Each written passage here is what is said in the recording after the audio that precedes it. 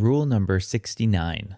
The infinitive with its subject in the accusative case is used in indirect statement after verbs of knowing, thinking, telling, and perceiving. Rules 67, 68, and 69, which is this one, discuss the infinitive mood. And one of the major uses of the infinitive is how it's used in an indirect statement.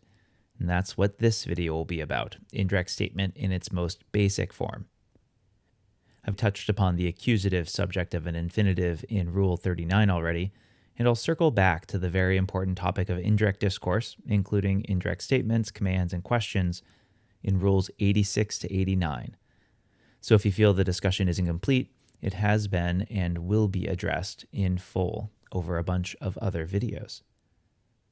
Let's define the difference between a direct statement and an indirect statement. What someone says can be reported in a direct statement or quotation. So let's say our friend Marcus is talking about his dog, and he says, "Canis sedet," my dog is sitting. That is direct speech. Marcus is the source of that statement.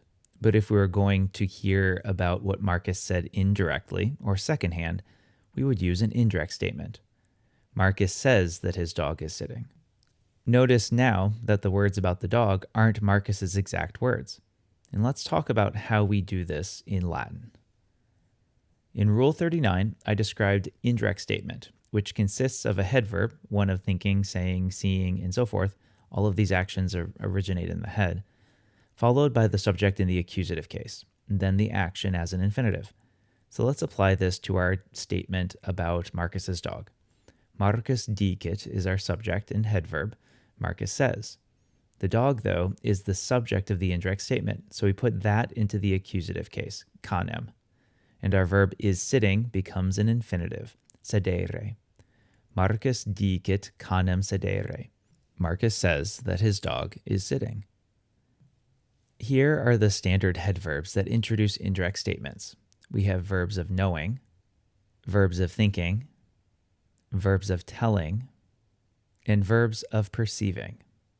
So let's use these verbs for more examples of indirect statement. Our direct sentence, res publica deletur, the republic is being destroyed.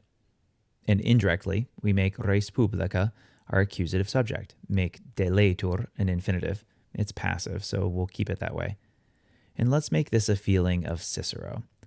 Cicero sensit rem publicam deleri. Cicero felt that the republic was being destroyed. Collis magnus est, the hill is large, is our direct statement. And so indirectly, this could be puella audiuit collum magnum esse. Est becomes the infinitive, and the subject collis is put into the accusative case, along with the predicate adjective magnus. And directly, mons ab hostibus tenetur, the mountain is held by the enemy, and indirectly, dicit montem ab hostibus teneri.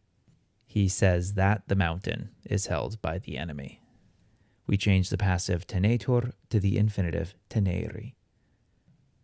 There's a lot more on indirect statement, and I'll go into greater detail about this in videos 86 to 89, but I did want to key into the fact that the tense of the infinitive is relative and depends on the time of the main head verb. So the present infinitive shows an action happening at the same time. Marcus dicit canem sedere. Marcus says that his dog is sitting. The perfect infinitive shows a completed action. Marcus dicit canem sedisse. Marcus says that his dog was sitting. And the future infinitive shows an action that hasn't happened yet. Marcus dicit canem sessurum. Marcus says that his dog will sit. And just take note that if we change the tense of the head verb, our English infinitive translations change, even if the Latin still shows the same relative time period.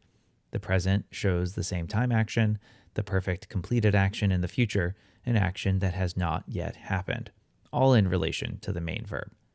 I'll go into more detail with this in rule number 87.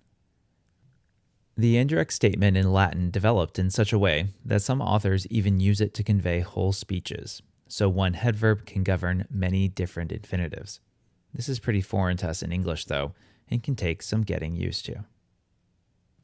Okay, you will note that this is rule number 69. The infinitive with its subject in the accusative case is used in indirect statement after verbs of knowing, thinking, telling, and perceiving.